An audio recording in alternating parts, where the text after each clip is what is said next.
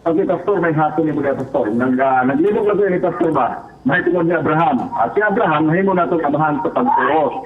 Saan sa pagdiha nga nahimo siya amahan sa pagtuo nga nakahimog na sa sala? O na, Pastor? Okay, dagan salamat, no.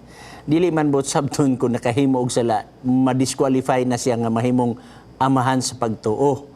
When in fact, giilan na nadaan ni Apostol Pablo, Roma Kapitulo 3, versikulo 23, ang tanan nakasala, og nakabsan sa himaya sa Dios. Roma 3:10 og sa 12 ato makita walay matarong og walay maayo, wala bisag isa.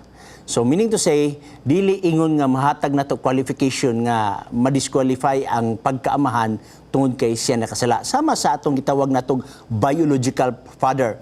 Ay si Abraham gitawag gitawag sa side sa spiritual. Sa biological father, kung kita nakasala o baka ang atong amahan nakasala, dili isbut sabton nga nawala na sab ang iyang pagkaamahan.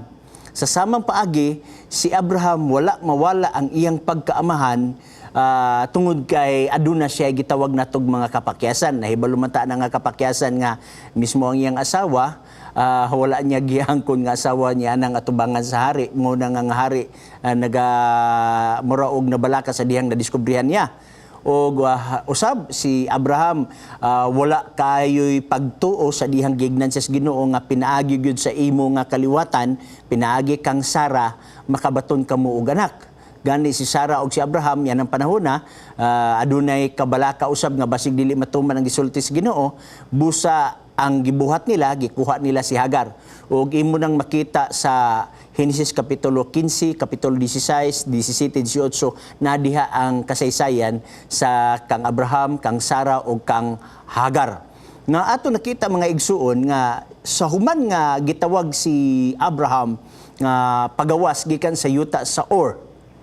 Unya, gisaaran siya sa Ginoo nga ang iyang kaliwatan mulukop sama sa usa ka mga bituon sa langit, pero kana ang kaliwatan didto lagi kuhaon sa gitawag nato og kang Sarah, no? So ang natabo mga pinangga, si Abraham mo'y nahimo nga amahan sa gitawag natong pagtuo sanglit ang kaliwatan diha man kaniya. Dili lamang sa gitawag natog biological nga kaliwatan, apan mismo pa man sa espirituhanon nga kaliwatan.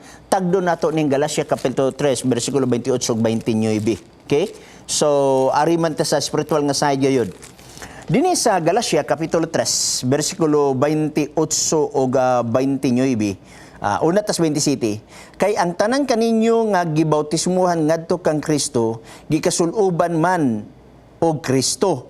Walay Hudiyo ni Grisyanon, walay Ulipo ni gawas, walay lalaki ni babae, kay kamo tanan usa diha kang Kristo Jesus. 29, og kung kamo iya ni Kristo, nan kamo kaliwat ni Abraham, mga manununod sumala sa saad. Ug unsa may saad nga gihatag ni sa Ginoo nga na kaniya, katong gisaad niya nga ang iyang kaliwatan mulukop sa tibok nga kalibutan, ang iyang kaliwatan sama sa bituon. Munang manununod ta sa saad, kay unsa may gisaad niya ngadto kang Abraham. Kay ang kaliwatan ni Abraham makit-an didto sa langit. Atong tanaw na Mateo Kapitulo 11 bersikulo 28 ug 29. Adunay nakasulat dinhi sa balaan nga kasulatan. Mauni ang iyang gisulti. Okay? Matupan niya din 8:11. Mateo Kapitulo 8, versikulo 11. Matupan niya din og sultihan ko kamo nga daghan unya ang mga but gikan sa sidlakan og sa kasadpan og managlingkod tambong sa kananan uban kang Abraham, Isaac o Jacob diha sa ginharian sa langit. Sumauning nga si Abraham, nahimo nato nga amahan tungod kay diha sa iya nga kaliwatan, mulukop sa tibok kalibutan, gikan sa kasadpan, basta naa kita kang Kristo, kita kaliwat ngadto kang Abraham. So gingon dinhi from gitawag nato gikan sa sidlakan ngadto sa kasadpan. Balo biyata unsay naa diya sa sidlakan. Naa gyapon kaliwat si Abraham diya sa sidlakan. Dili lang nato ingon nga i-limit nato dinira sa kang Abraham sa kang Sara, apan naa pag kaliwatan si Abraham nga diha sa east sa kang gitawag nato kang Hagar. Kabantay baya mo nga ang kaliwatan ni Abraham mausab sa kang Joseph.